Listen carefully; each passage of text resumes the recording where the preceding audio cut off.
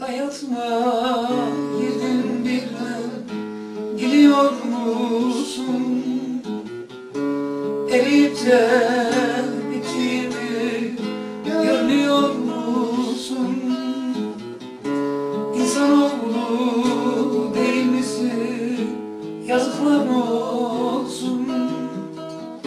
Sevdaline düştüm derde, ne istiyorsun ya, ne istiyorsun?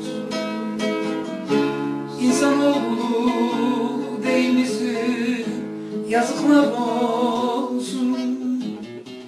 Sevdaline düştüm derde, ne istiyorsun ya, ne istiyorsun?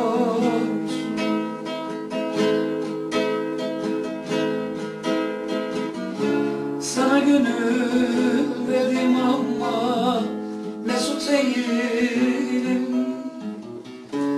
İnancım kalmadı ama deli değilim.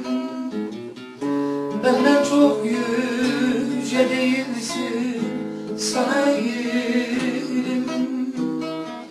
Seni sana veriyorum, uğurlar olsun. Yolun açık olsun. Benden çok yüce değilsin, sana eğilim. Seni sana veriyorum, uğurlar olsun. Yolun açık olsun.